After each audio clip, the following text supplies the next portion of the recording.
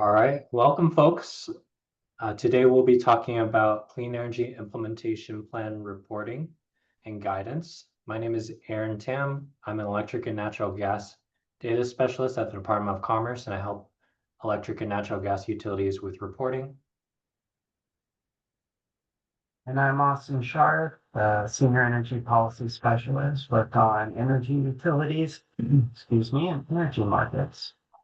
It's nice to see a lot of folks here for our second discussion on CEIP reporting since we issued the template. And I'm looking forward to today's conversation. Take it away, Aaron. Yeah. The Department of Commerce works across many sectors, including energy, with the universal mission to strengthen communities. And we also work on housing and homelessness, infrastructure and broadband, community services, and economic development. Today we'll be focusing on clean energy implementation plans, which comes from the Clean Energy Transformation Act, which sets Washington on track to achieve an affordable and reliable electric grid free of greenhouse gas emissions by 2045. The law acknowledges that the transition to a clean electric grid must result in an equitable distribution of benefits and reduction of burdens to vulnerable populations and overburdened communities. Planning is a central element of ensuring an affordable, reliable, and equitable transition to 100% clean electricity. Consumer-owned utilities must submit their Clean Energy Implementation Plans, or CEIPs, to Commerce using the template provided by Commerce. The template and guidance helps utilities create a clear plan for an equitable clean energy transition. It starts with setting goals, objectives, and outcomes in collaboration with their communities, including highly impacted communities and vulnerable populations as defined in CETA. It also ties established goals to the creation of an action plan and metrics to evaluate the success of the interim CEIP. So today we'll be doing a walkthrough of the CEIP reporting materials and going over questions. The CEIP reporting template and guidance materials were developed in response to utility requests for further clarification and were shaped by consultations with utilities, the Bonneville Power Administration, and climate and environmental justice advocates. The stakeholder advisory group met with us over several months to develop these reporting materials. We previously did a thorough walkthrough of these materials in March, and you can find the recording on our YouTube page. You can find the link on our Commerce webpage, which Austin can share in the chat. Today, I'll provide an overview of the CEIP reporting materials and leave more time for questions, as I'm sure utilities will have more questions now that they're diving into the work. I will pause at the end of each section to go over questions. I will also leave time at the end to go over any lingering or broader questions. And with that, I will share a different screen with the CEIP development process checklist, which I'll start off with.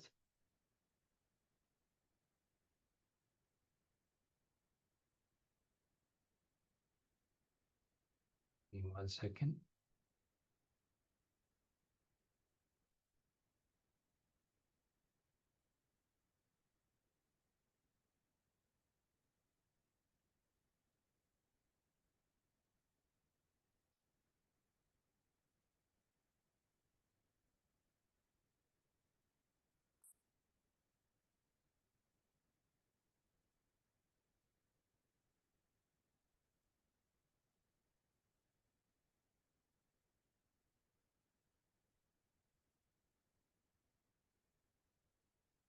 All right, so the CEIP development process guidance was developed at the request of utilities that wanted some more guidance on what the development process looks like.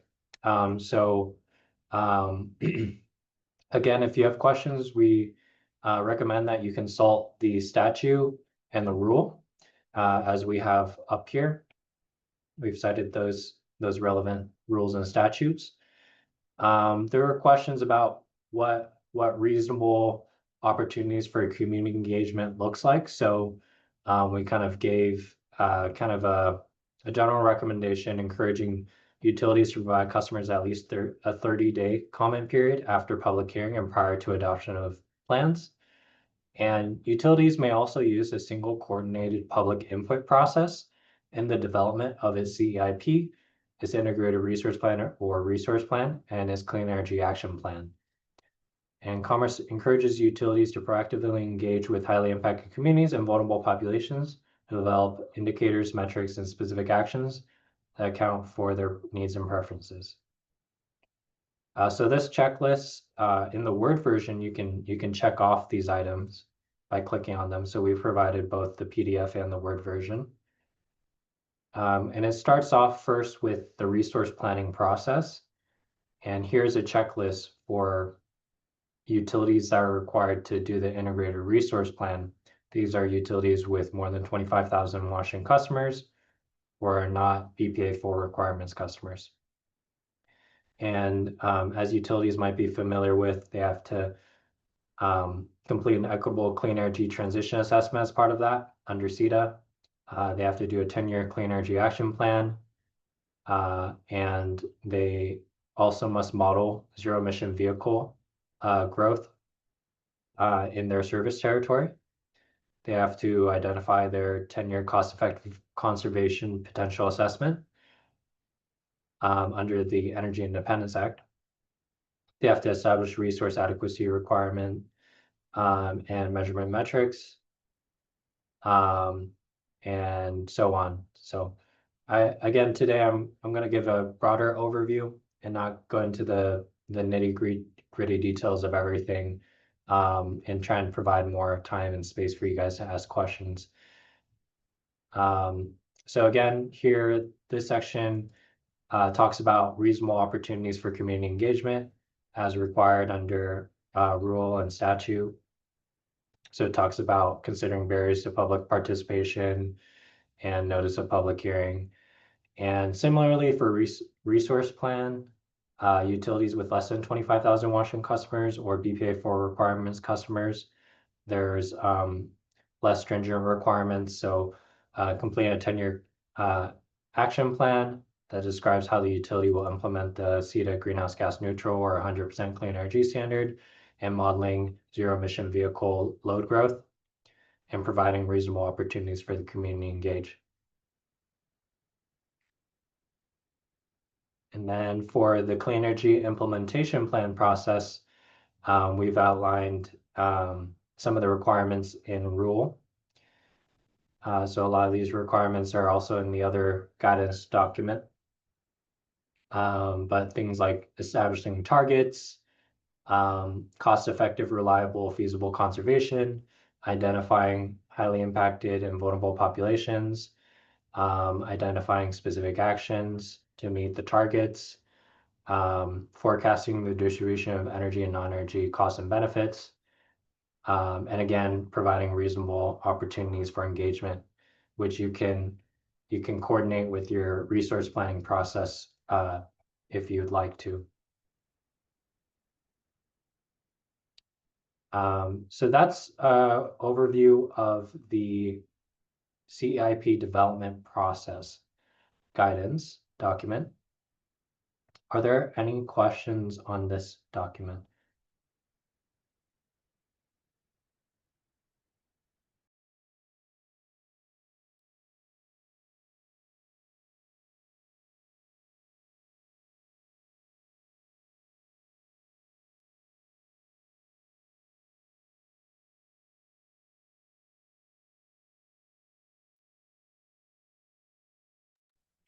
Okay, I'm not seeing any hands or anything in the chat.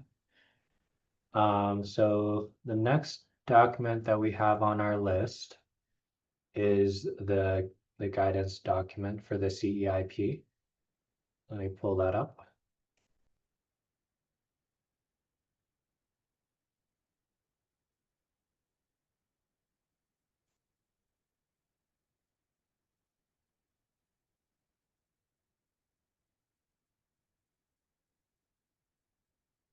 All right. Can y'all see the the correct document, guidance for indicators, metrics, and specific actions? Austin, are you seeing it? Yeah. Yeah. Okay. All right. So this document right here is guidance for indicators, metrics, and specific actions. The document starts with an overview of the CEIP requirements and statute and rules. So this kind of dives into all of the relevant statute and rules and cites the sections, gives a short name and description summary. So you can dive into more detail regarding the requirements, and this basically just gives an easy summary for utilities to digest more easily. A lot of these things we mentioned previously in the checklist, but this provides some more detail. And this next section right here is defining the key terms. So we have energy and non-energy benefits. Under CETA, that refers to the two types of positive impacts associated with energy production, distribution, and consumption. So energy benefits are advantages related to energy systems such as reliability, resilience, emissions reductions, cost savings, access to clean energy, efficiency gains. Non-energy benefits are more indirect or broader societal environmental gains from clean energy initiatives. These could be health improvements, economic development, environmental protection, community resilience, and social equity and inclusion. Additionally, CETA has things called CETA categories, and these are the major categories of energy and non-energy benefits. So indicators for an equitable clean energy transition should fall into one or more of these CETA categories. They include reduction of burdens to vulnerable populations in highly impacted communities. And in each section where we describe these categories, we provide some more detail about what that means. So we provide some examples as well. So for instance, reduction of burdens to vulnerable populations in highly impacted communities could mean improving accessibility of programs and services, such as language barriers or transportation and childcare costs. It could also mean reducing energy cost burdens or lowering exposure to pollution, and so on. Then we have public health, environmental benefits, economic development, reduction of costs and risks, energy security and resiliency. So those are the major categories. And again, we provide some deeper examples and descriptions that you can read on your own. And then indicators, as defined in the rule, are attributes either quantitative or qualitative of a condition, resource, program, or related distribution investment that are tracked for the purpose of evaluating change over time. For the purposes of this guidance, we treat indicators similarly to key performance indicators, which are sets of measurements for important long-term goals or objectives. In this case, the goal or objective should be related to achieving an equitable clean energy transition. KPIs are critical goals or objectives with a directionality or target in mind. They are tied to a specific metric or multiple metrics. And we encourage utilities to connect at least one metric that the utility can directly measure that indicates the utility's progress on a specific action. Or at least one metric that measures the benefits distributed to the community. And I'll talk more about the different types of metrics later on in this document down here. So some example indicators from an energy policy advisory group that we had are improved community health outcomes, reduced greenhouse gas emissions, increased resilience, improve access to reliable clean energy, increase investment in community economic development, increase energy affordability for households, improve home comfort and community health. As you can see here, the indicators are described in a way that has a directionality in mind, and it talks about its goals or outcomes. Metrics are numbers, data points, or statistics that measure activities or processes. There are three major types of metrics to consider. So input metrics refer to resources that will be dedicated to or consumed by a program or a specific action. The utility can directly control these resources. Output metrics measure the direct progress of program implementation or specific actions. These are the tangible and intangible products that result from program activities. For instance, peak demand through demand response programs. Outcome metrics refer to data that is collected to assess the extent to which expected outcomes have been achieved. For instance, regulated pollutant emissions, occurrence of health factors like hospital admittance, work loss days, number of outages, total hours of outages, and total backup load served during outages using SAIDI and SAIFI. Outcomes are the changes in the community or system expected to result from a program or set of specific actions. So outcomes are typically broader. Outputs are more directly related to a specific program or specific actions. Specific actions are clearly identified concrete measures that the utility will take to accomplish its equitable clean energy transition goals and objectives. So here we provide some guidance on what a specific action would entail. So that would be to start with a verb that the utility will take, try to avoid vague verbs such as support, consider, or think about. Describe a mechanism or lever for affecting change. For instance, will the utility conduct a new pilot study or provide certain incentives for demand response? Indicate what will change compared to the status quo, or how the action will move the needle to meet planned goals or targets. And describe a clearly defined scope that the action will affect. So here's an example. The program could be commercial rebates for lodging.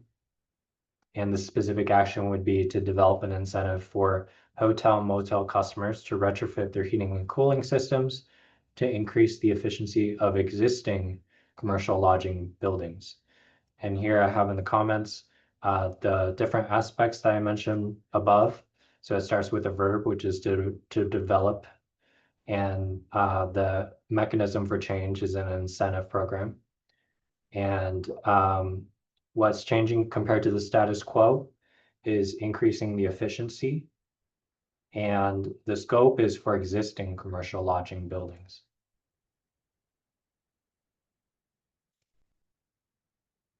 And here we have a definition for logic model. For those that have been involved in kind of business strategic planning in the past, this might be familiar to you. A logic model is basically a graphic depiction that represents the shared relationships amongst resources, activities, outputs, outcomes, and impacts for a program. And it depicts the relationship between program activities and its intended effects through an if-then relationship among program elements. So this is just a graphic representation of the logic of how a utility would deliver certain outcomes using the resources that they have available. So in this example, they have resources / inputs. These are certain resources are needed to operate your program. Activities, if you have access to these resources, then you can use them to accomplish your planned activities. Output is if you accomplish your planned activities, then you'll hopefully deliver the services that you intend. An outcome is if you accomplish your planned activities to the extent you intended, then your participants will benefit in certain ways. And the theory of change is just the written kind of description of the theory of change, or this kind of logic.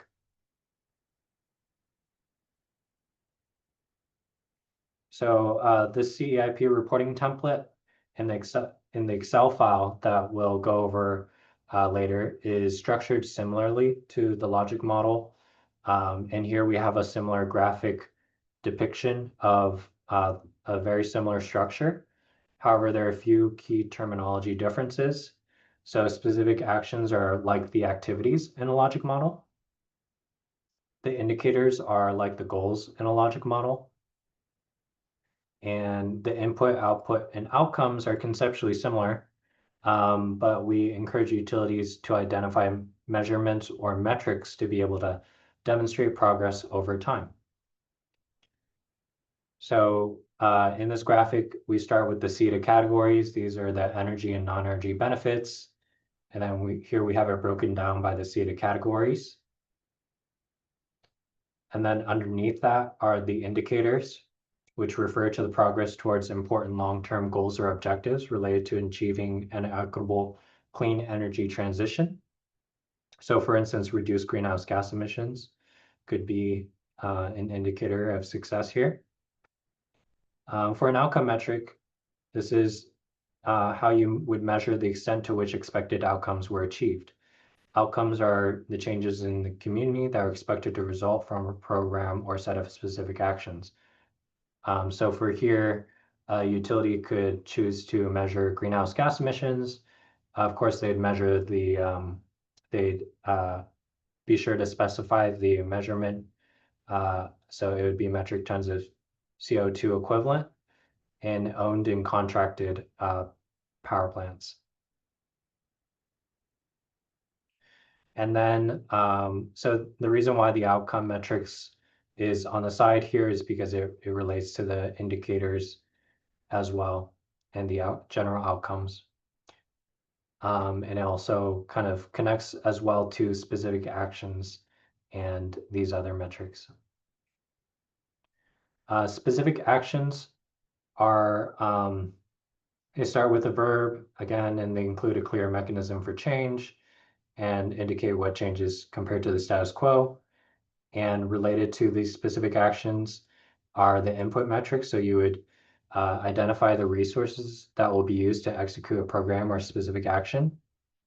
So if your specific action is to fund clean energy projects in brownfields, then the input metrics might be the number of brownfields secured for ownership.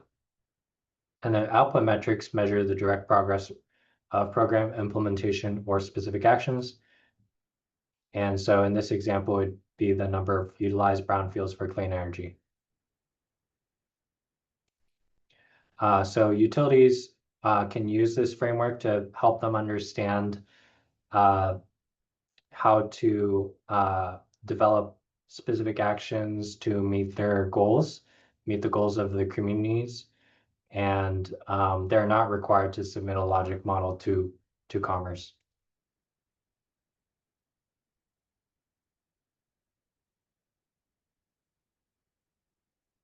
And here we provide an illustrative step-by-step process of applying the equitable transition framework to the CEIP.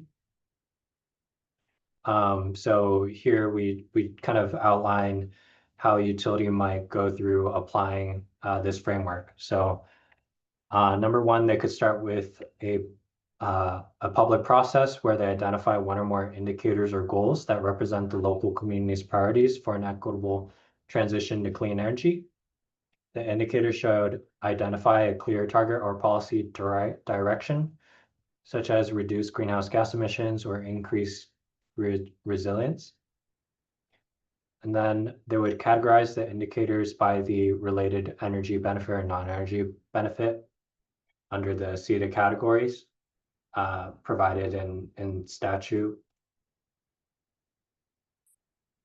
The utility should document the outcomes the community anticipates from achieving the goals, and the community and the utility should consider how the utility will measure outcomes and select 1 to 3 outcome metrics for the CEIP. The utility and community members should consider what specific actions are needed to accomplish each goal or indicator. After public input, the utility and community should select 3 to 5 specific actions for each indicator. The utility should group sets of related specific actions under program names and categorize them by standardized program types as provided in the CEIP reporting template. For each specific action, the utility should brainstorm the inputs or resources they will need to make this specific action happen. The utility should think about how they'll measure these inputs and select the top 1 to 3 input metrics for the CEIP. For each specific action, the utility should brainstorm the output, products, or results that it expects from taking each specific action. The utility should think about how they'll measure the outputs and select the top 1 to 3 output metrics for their CEIP. And then finally, the utility can review the selected indicators, specific actions, and metrics to make sure they align with the rule. Can the utility answer the questions related to the rule in regards to equity?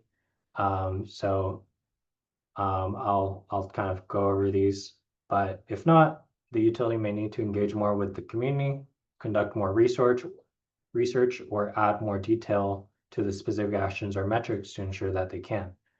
So the utility should be able to talk about the forecasted distribution of energy and non-energy costs and benefits for the utility's portfolio specific actions. In other words, how will the indicator and its associated metrics look differently across the service territory in 4 years after taking the specific actions?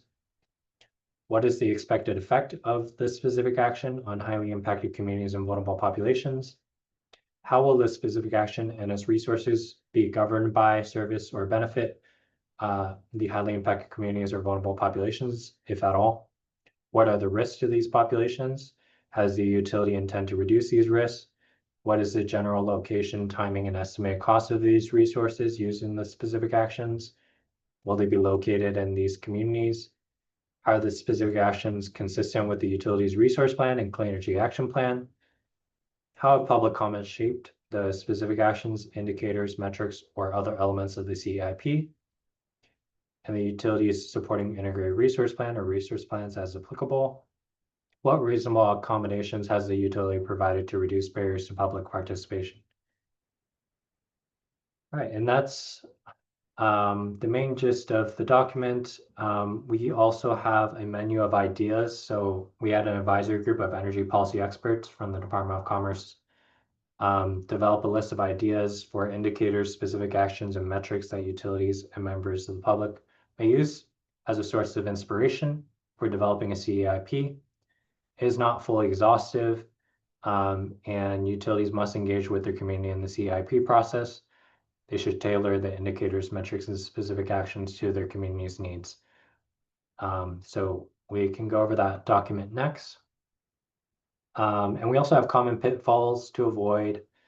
One common pitfall for indicators is naming a specific action or a program as an indicator or goal. And a specific action or program is not an end in itself, it's a means to an end. So the utility should think about their community's goals when writing down the indicator and review the key terms defined above if there's confusion. This is just important in terms of strategic planning to think about your goals and how you achieve those outcomes and in that order. And we have other pitfalls to avoid around specific actions, vague actions, and avoid only submitting specific actions that indirectly impact CETA requirements, such as only listing voluntary programs. We have common pitfalls for metrics as well, such as mixing up outcome metrics with output metrics. It can be tricky sometimes. You kind of have to think through, you might have to think through how a program works and think about how to distinguish between the outcome and output metrics. And also pitfalls for public process, only relying on open meetings or not providing robust public processes for centering certain populations. All right, so that's the walkthrough of the general guidance for the consumer-owned utility CEIP. I will pause here for any questions on this document.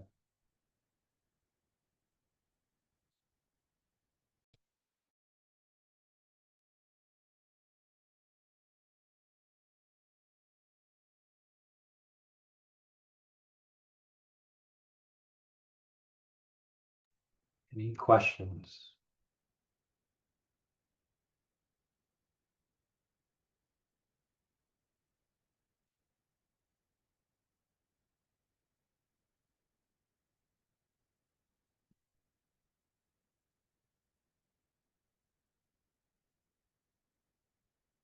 All right, hearing none, we'll move on to the menu of ideas.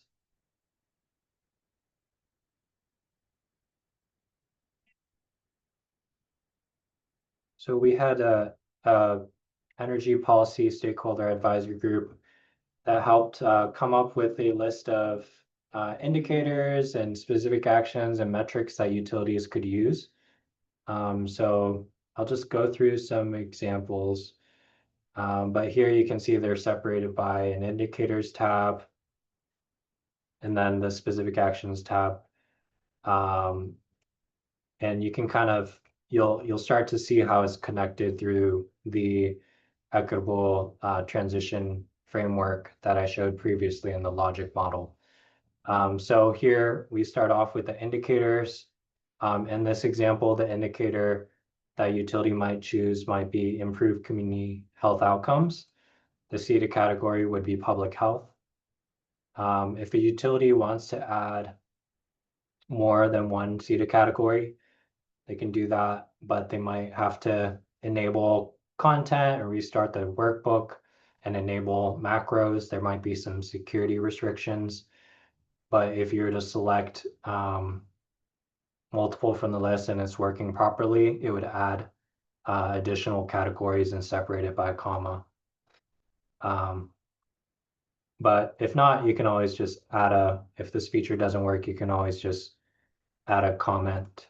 You can add a comment at the top here and just write in the second CETA category that you'll want to include. For this indicator, improve community health outcomes, the utility would then think, okay, um, what outcome metrics might we look at to ensure that we've improved community health outcomes? So here it might be nitrogen oxide emissions from power plants in highly impacted communities and vulnerable populations. It might be improvement in indoor air quality in weatherized households or homes that received an energy efficiency measure. So these are ways that the utility can directly measure that they're making progress towards their indicator of success, which is improved community health outcomes. And then once they think about the outcomes that they want to achieve, they should think about how they will achieve those outcomes. So here are 3 examples of specific actions they could take. They could establish air quality goals for all generation facilities and implement tracking and reporting system with an online dashboard. They could design and implement energy efficiency and weatherization measures that improve indoor air quality. They could partner with industrial customers and community to fund testing of hydrogen combustion and share air quality data. So the hydrogen piece is what would connect with the nitrogen oxide emissions because hydrogen combustion can emit nitrogen oxides. And so maybe this is something that a utility might want to monitor is the impact on their community health or the criteria air pollutants that comes with hydrogen combustion. We have some other examples here. Let's see here. Decrease frequency and duration of outages. A common outcome metric is SAIDI and SAIFI. And specific actions that they could take is, for instance, implement and compensate new demand response program. They could also implement conservation voltage reduction during periods of high demand. They could create an EV time of use and demand response tariff. So again, a utility could shape the actions that they're taking to help provide benefits for their community. And a utility might favor certain outcomes or kind of weaknesses in their system and work towards those. And let's scroll over here. We have a long form question. How will the indicator and its associated metrics look differently across your service territory and 4 years after taking your specific actions? So this is kind of getting at that question of forecasted distribution of energy and non-energy benefits and just rewording it in a way that's a little easier to understand more concretely. And then here in the specific actions tab, we've essentially just taken the specific actions that were populated here and repopulating them over on the far left side here. And the utility can then provide some more descriptions and information about each specific action. And the long description here is, again, just as this template is kind of designed in a way to allow you to use as a way of strategic planning. So you can make it your own. So you can provide a longer description as you see fit to provide additional details that you may want. Here, program name is whatever personalized program name you might have under your utility for this action. So some utilities have different names for very similar actions, and we just wanted to provide space for you in case there's turnover or you need to hand this off to someone else. They can understand where the utility is and what program these things live under. So here, resource category, this relates to the three main resource categories under specific targets. So utilities are required to make specific targets for renewable energy, energy efficiency, and demand response. And other would be something more related to the equity requirements in CETA. So here we have a option to select other. The program type is air quality and health. And we have some other categories here as well that you can use.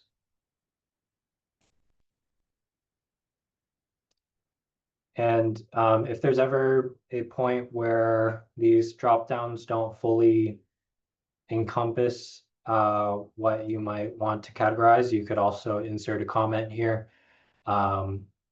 If there's something that's completely different or you need to add something, just insert a comment here, leave a note, and maybe we can find some similar patterns in other utilities and make sure to add that for the future. And then input metrics. So let's say this utility wants to, let's do this one, design and implement energy efficiency and weatherization measures that improve indoor air quality. So an input metric they might look at is dollars invested in energy efficiency and weatherization that improve indoor air quality each year. They could also identify the number of households for outreach. So these are kind of things that a utility will have to have to feed into the specific action. And then the output metrics would be more like number of recipients in highly impacted communities and vulnerable populations that receive this. And number of households retrofitted could be another example. And here on the far right, we also have long form questions again, asking more about the qualitative kind of components. So what is the expected effect of each specific action on highly impacted communities and vulnerable populations? will it serve these populations? What are the risks? Will it be located in these populations? What is the general location? What's the timing? What is the estimated cost? What other benefits does the specific action bring that isn't covered by the listed metrics? So these are potential benefits that could be too difficult or costly to measure, and the utility could then talk about it here if they're unable to collect any metric data to measure the benefits.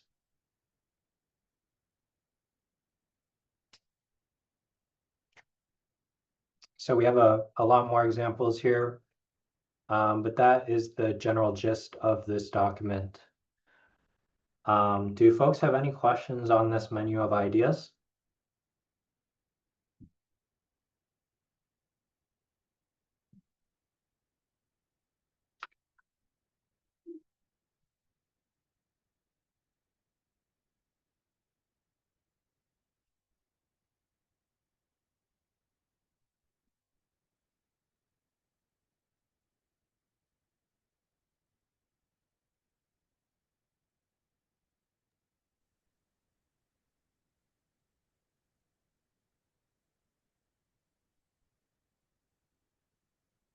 Okay, hearing none, I will move on to the reporting template.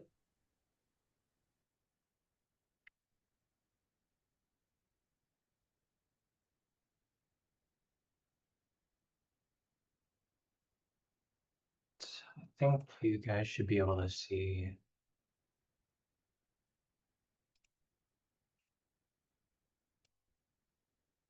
Okay, so here we have background information as the first slide. If you would like to submit your workbook, you can click this link and it'll send you to the smart sheet where you'll submit it for your utility. You can enter information in the yellow fields, and then the orange fields are drop downs and the gray shaded fields are do not modify. On this first tab is just contact information. And you can select your utility here. Here's the targets page. So the main thing. Oh, I think we're not seeing what you're seeing. We're still seeing the other Excel book. okay. Hold on. Oh, sorry. Let's see here.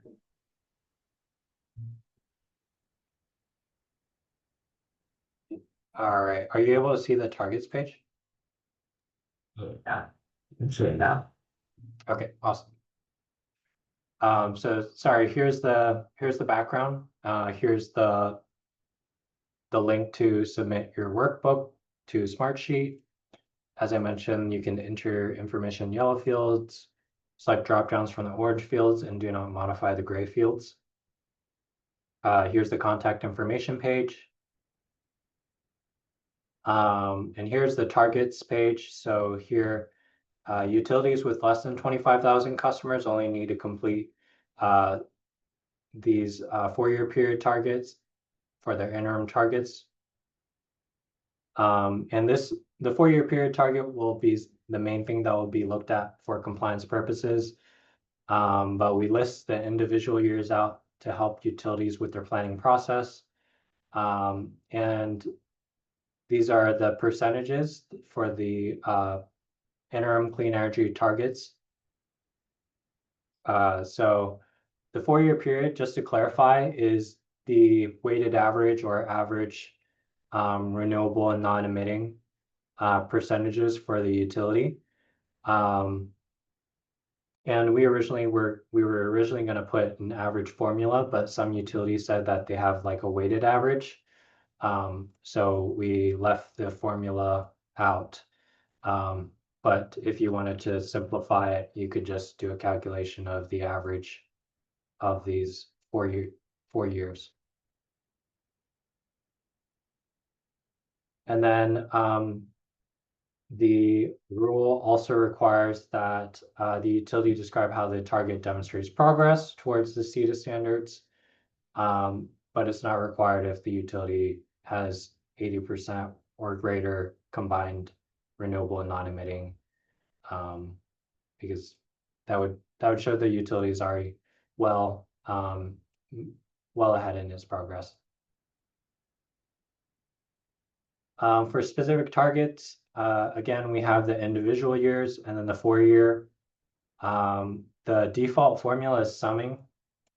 So here you could put your incremental achievements for each year for renewable energy measured in megawatt hours, energy efficiency in megawatt hours. And then demand response is in megawatts. So this is the demand response capacity acquired over the interim performance period, not utilized. So a utility might have a certain amount available through a new demand response program that they created, but they might only end up using a fraction of that if the weather, depending on the weather, or depending on just on demand or supply availability from stream flows.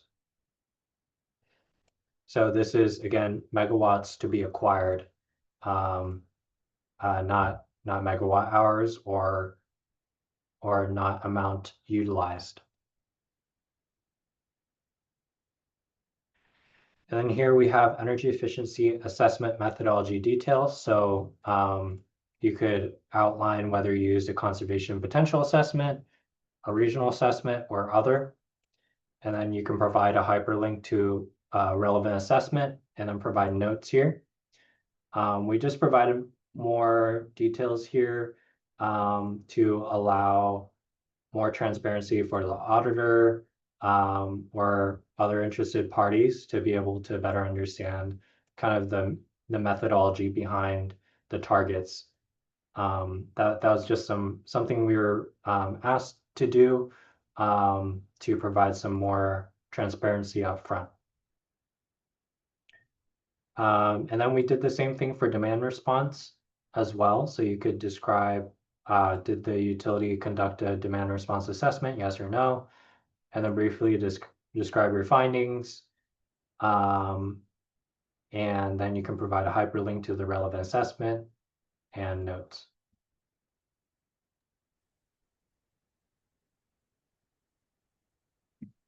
And here's the indicators and forecast tab. It's very similar to the menu of ideas. This Aaron? one. Before you go on, maybe I don't know if you plan to take questions on that tab. Okay. As we go, there might be a couple questions, and then in the chat, I think John asked a broader question about the CEIP as a whole, and John, feel free to jump on or correct me if you had a more narrow question. But and for those who can't see in the chat, John wrote, who will be reviewing this information? How is the information going to be used? And how is Commerce planning on relaying results to the legislature? And so this information, statutorily, the kind of workflow is that the utilities submit this to Commerce. Commerce then collects it, hands it off to the state auditor's office, who reviews the information to determine whether the consumer-owned utilities, particularly the public utility districts and the municipalities, have complied. For the co-ops, Commerce collects this information, and the co-ops then get an independent auditor to verify that they have complied with the statute. So in either case, Commerce is merely collecting this data, but what we do with it sometimes is we aggregate it so that we can see on a statewide level where the utilities are going. The last time we did this first round of CEIPs, we did a series of public workshops afterwards, or webinars, where we had utilities come together kind of as a community of practice and share what they entered into the CEIPs, some extra detail, and then we shared the aggregate information and created a little webinar series for the public and for utilities. We sometimes use this information we have in the past to help respond to legislative requests around what's going on in the energy world and in the utility space. And this information can be helpful to answer those questions. But there's no legislative reporting requirement placed on Commerce to summarize this information and provide it to the legislature. But as a publicly available document, we do utilize it if it's the best source of information for certain questions. I don't know, John, if that answers your question. Yeah, it does, Austin, but can you clarify the independent auditor piece that you mentioned? Is that someone the state assigns to cooperative utilities, or is that something we're supposed to go out and get an independent audit? Yeah, my understanding of it is that the co-ops, in their compliance with all sorts of state laws, they the way that compliance is determined is through the co-op getting an independent auditor and reviewing it. The state does not get the auditor for the co-ops. Interesting. Okay, thanks.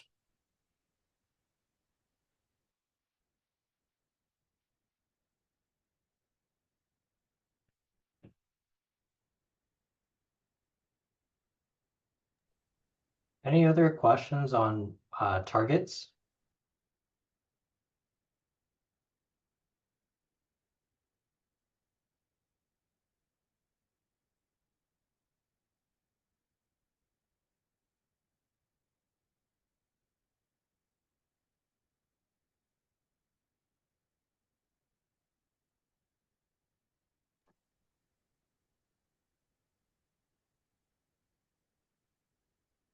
One thing we could mention is that smaller utilities aren't, unlike larger utilities under the Energy Independence Act, might not be as used to conducting conservation potential assessments. The rule does have an option for utilities to create a reasonable proportion of a regional assessment. We are aware that Bonneville Power Administration has a conservation potential assessment that is based on the Northwest Power Plan. The most recent one was the 2021, and the BPA has also a kind of a utility conservation calculator that takes a proportion of that BPA conservation potential assessment. That tool is a little bit outdated and could use some updates, but those are some resources that are readily available for smaller utilities if they have not done their own conservation potential assessment.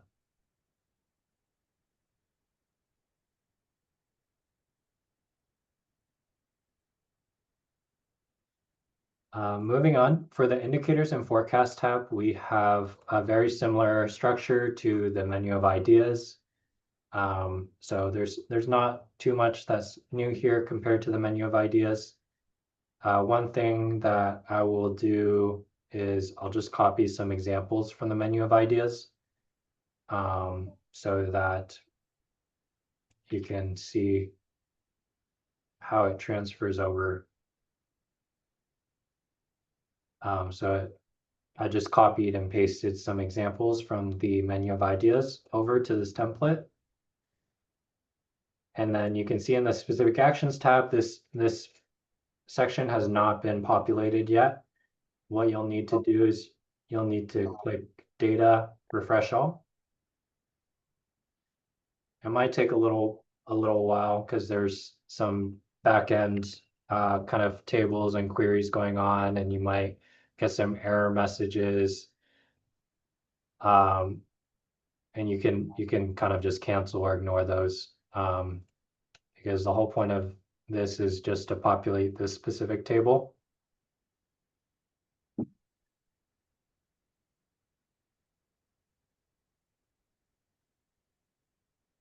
Still working.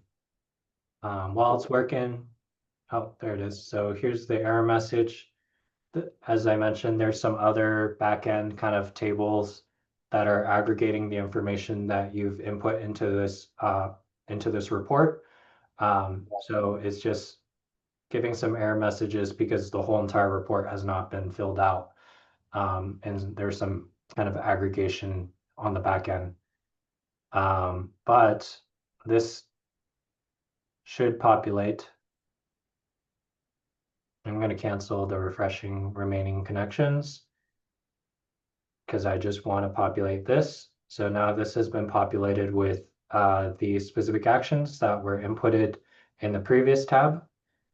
You can see establish air quality goals was the first one. It's listed here now, and the utility can then put in the corresponding information for each specific action. And then let's see, so there's also design and implement energy efficiency and weatherization. So again, I just list them down from this order. Now I'll go over some like common questions that I received, just so that you guys are aware of them in case you encounter the same question. So one question that I got was, should outcome metric 1 correspond to specific action 1, and so on. Oh, Austin, could you mute your microphone? I'm getting a little bit of feedback. Thanks. And no, so the way it would work is outcome metric 1 and 2 could both be associated with the same indicator. Specific action 1, 2, and 3 could be associated with some or all of these metrics, and they're all associated with the same thing on the same row. So that would be the indicator here. They don't need to be 1-to-1 ratio exactly. They don't need to be kind of perfectly aligned that way, but you can, I think the easiest way is, again, starting with the indicator, coming up with the outcome metrics, and then moving on to the specific actions. And so it doesn't need to be 1-to-1 ratio. It can be 1 to all or 1 to some. Same here.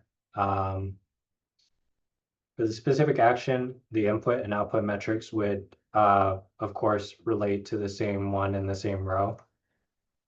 One question that I got was program name. What do I put under that? Just put down whatever the utility has for this program, your own personalized program name.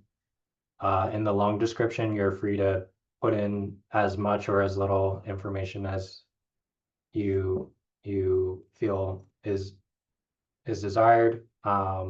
So sometimes some of these things are like more obvious to me because I'm not filling out the report, but again, I included some of these fields here for utilities to personalize this for their own needs. So that means including like a long description or program name field for the utility to personalize it for themselves.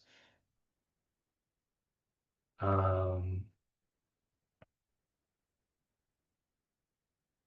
then for estimate costs of this specific action, ideally you would list costs incurred to comply with CETA, and this could help you calculate the incremental costs if the utility decides to take that approach to compliance. But that is ideally what you would put down so that you can help understand the costs of these specific actions and the kind of the incremental cost of compliance with CETA.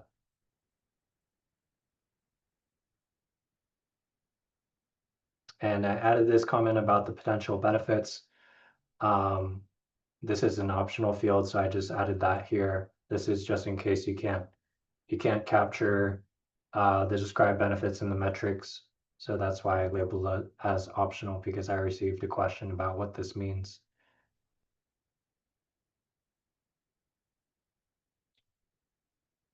All right.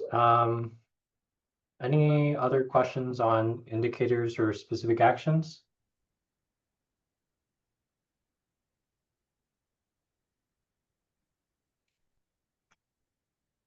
I don't see any questions on this particular tab. There might be more coming in, so we'll give that a second. And I just wanted to acknowledge Jay's question here. There's a couple different things wrapped up in there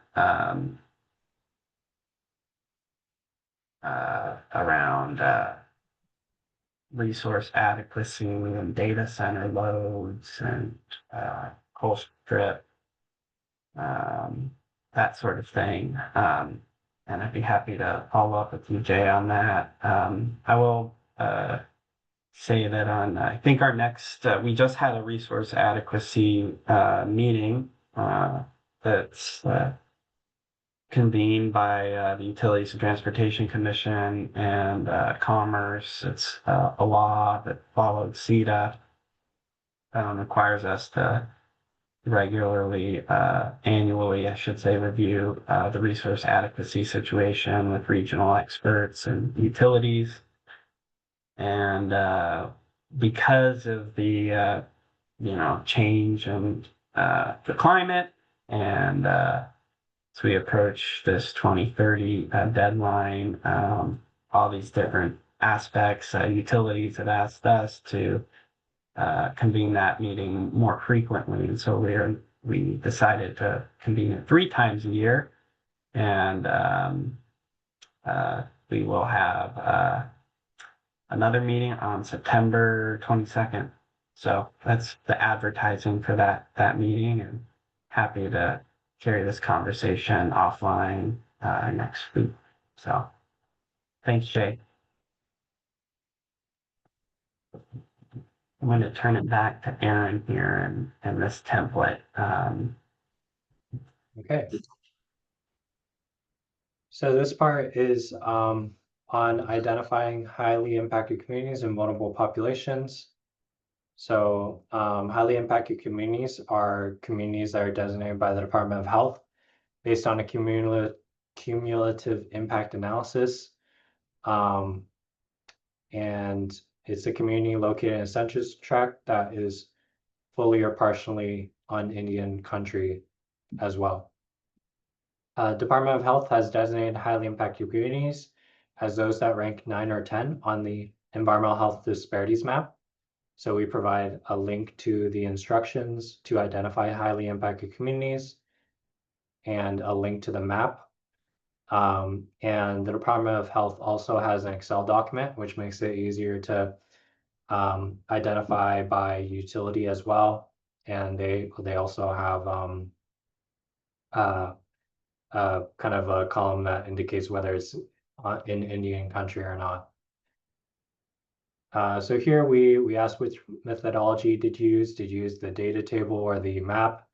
The map kind of lets you look at it on a census tract level and look at it geographically, and a utility might have kind of a different understanding of their service territory than the Department of Health, so they may choose to use that route. We asked for the number of census tracts that are on Indian territory, that are highly impacted, that are considered highly impacted communities, and then we also asked for the number of census tracts that are at least partially on Indian territory. We also asked for the average environmental health disparities rank overall in your service territory. And then we asked about the top 1 to 3 environmental health disparity factors in your highly impacted communities. What are the rankings of the environmental health disparity factors and the associated metrics? And here we encourage you to write down general observations and the associated metrics. And then this allows the utility to talk about how do your plan specific actions address these factors, if applicable. So there are various factors. Some look at language barriers, some look at environmental exposure to environmental pollutants, or there are other factors like unemployment rates or education level. So this will just allow the utility to think more about the factors that are impacting these communities, and they can plan accordingly to see if there are appropriate specific actions or public input processes that they can put in place and improve on. If there are language barriers, for instance, and that's a high factor, the utility can address that in their public input process. Or they could also consider that in their specific actions as well and improve their programs to provide translation services. For vulnerable populations, so vulnerable populations are defined by the utility. And so we asked how the utility identified these populations through a public process. And how does the utility's plan specific actions address the vulnerable population factors if applicable? And here the utility can list the factor category, their personalized factor name, details, source, date last updated, and then they can describe any changes compared to the previous CEIP.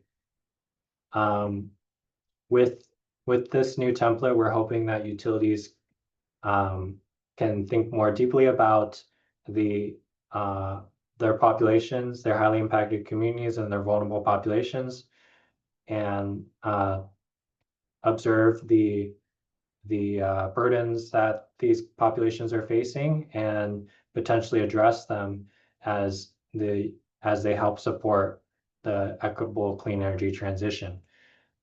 So in the previous template, we had utilities list out kind of the census tracts individually, and here we're not requiring utilities to list the census tracts one by one, but we are encouraging utilities to think more deeply about the factors that are impacting their communities and how the utility can play a role in bettering these communities and supporting them in the clean energy transition.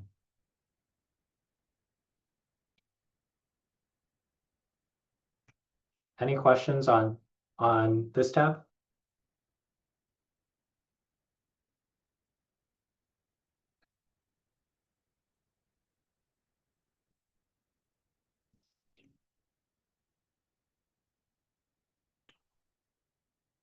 All right, moving on. Here we have some questions around public participation. Just a summary of the public input process. What barriers did the utility address in public participation? What reasonable accommodations were provided? What were some of the public comments and how are they reflected in the CEIP document that the utility created? And then here we have long-term plans. So this is more related to Clean Energy Action Plan and resource planning. So just making sure that's consistent and that the utility has considered how it connects to the resource plan and ensuring consistency. This one's about resource adequacy. So there is a section in the rule that requires identifying the resource adequacy standard and measurement metrics adopted by the utility in establishing the targets in the CEIP. So here we just provide open response for utilities to list those.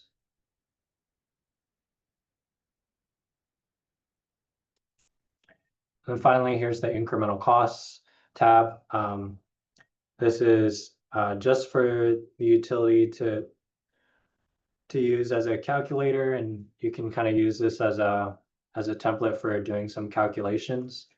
But you would have to separately document and provide detailed reporting to comply with the CEIP incremental cost reporting requirements. And the utility does not need to complete this unless they plan on complying using the 2% incremental cost of compliance methodology.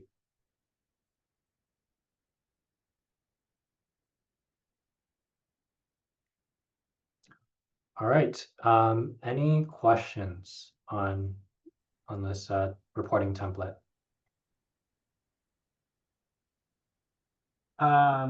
We got a question in the chat from Mark.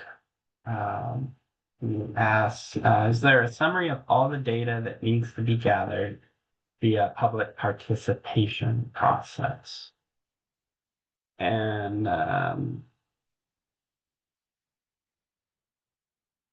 so Mark, I think as I read your question, it's what sort of, I read your question two ways, kind of what is the information that you need to submit, or would the agency look for in the public participation section? And then, what might the auditor look at? And I mean, maybe we can go to that tab, Aaron, and my general thought is, anything that you put in here, you should keep some sort of folder documenting, where the statements and summaries come from to support your the information that you put in this document. I don't know if I have any sort of guidance more specific than that. Aaron, you might have seen this question come up before, have some thoughts on it. And Mark, if you're looking for a different answer, feel free to come on. No, it looks like the summary is right there on this public participation tab. Okay. I don't know how I looked over that earlier. I mean, we have to get some public participation scheduled, and I'm looking for a brief. Here's what we need to collect over the next 6 months. That is going to involve bringing in people from our community. So this is pretty much it. I mean, I know it's a lot more than it looks like, but these are the top categories.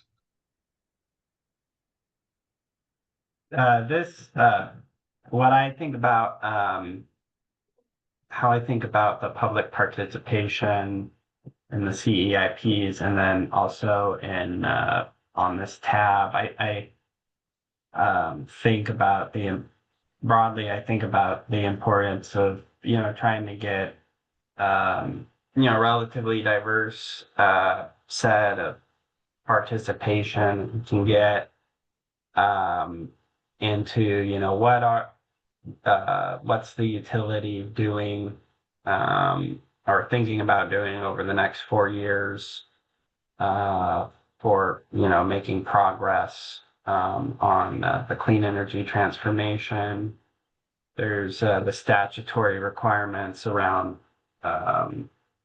deciding and defining vulnerable populations. That's supposed to be done with the community, so you can talk through that with the community, work with them to set up, any sort of equity metrics, and you can use that menu of ideas to get you kick-started with your community, that sort of thing.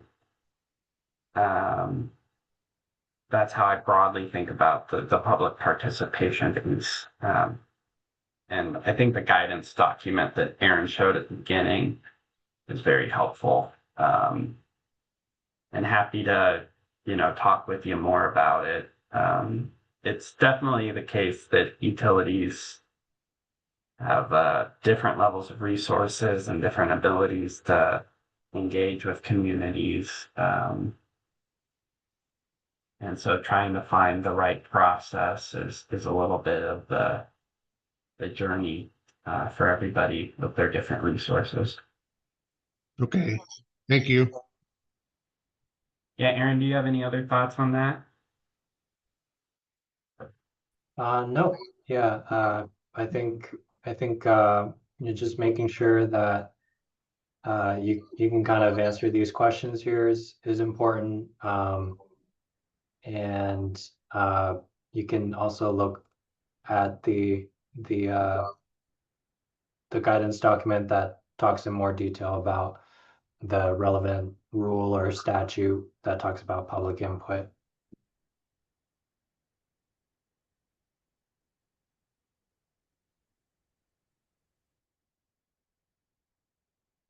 John asks, is there a determination of what constitutes public participation? For example, can this be accomplished in a survey? If so, are there participation requirements? Aaron's looked at the rule more closely. Maybe you should talk to him about it. And he's on the call, fortunately, so we can jump to him really quick. The requirements that we were kind of just talking about with Mark, that in the statute, they're kind of sprinkled throughout the statute, which is why I really like the guidance document that Aaron's developed, where you've got to identify vulnerable populations and everything.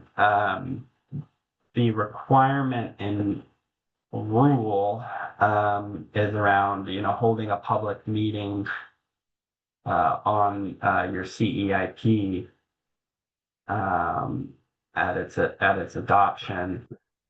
So to me, the important part is to realize that you have to have the public discussion and public meeting for the adoption of it, but there's also requirements sprinkled throughout to engage the public.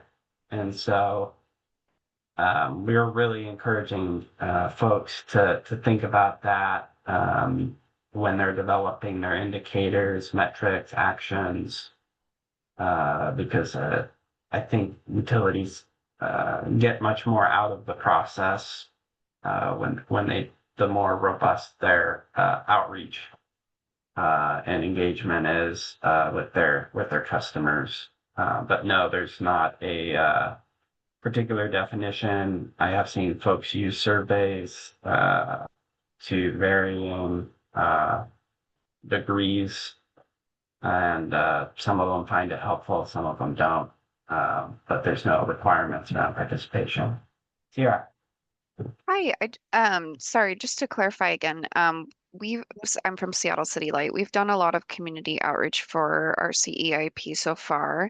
But I wanted to confirm if I'm kind of confused now, if we have to have a public meeting, a specific Thank public you. meeting for that. So I think we did that before for it in front of city Oh, council. my head is about ready to explode, Alan. Stupid Congress meeting. Go for it, Sierra. No, I just wanted to confirm, I'm still a little confused. Do we have to have a specific public meeting? I don't see that required here. You have to hold up a public meeting before the adoption, and I think the city, the utility doing that with the city council would qualify, but we could look closer look at that. Okay, thank you.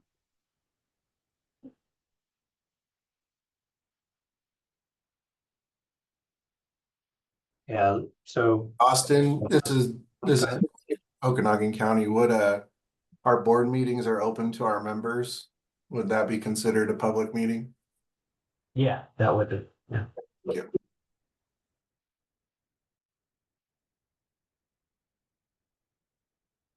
And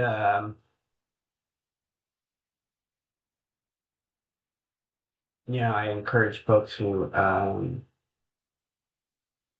feel confused by the process and needing additional clarity beyond what we've shared today to reach out to us and talk to us, and we can dive deep into these particular aspects. And I'd also encourage folks to read the guidance document, which we developed with utilities to try and get at all these questions. But happy to use today to go through it as well, the remainder of our time.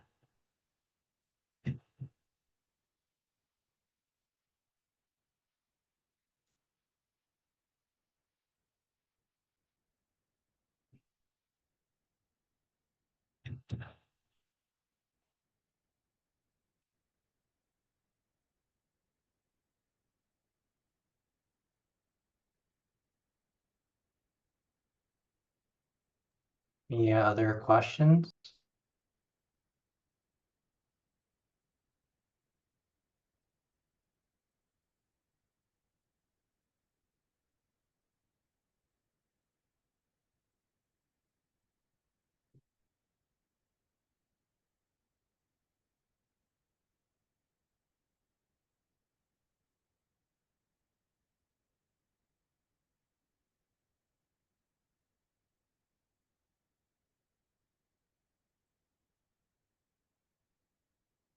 I think we got 7 minutes left and on our schedule at least. And I think what I'm going to do, since we've covered the material that I think will be most helpful for folks, I'd be interested in just hearing from folks how they're doing, where they are in the process, and kind of just having more of that informal conversation. So I might turn off the recording and, folks can perhaps speak more freely about where they're at, where they're feeling they need assistance, that sort of thing.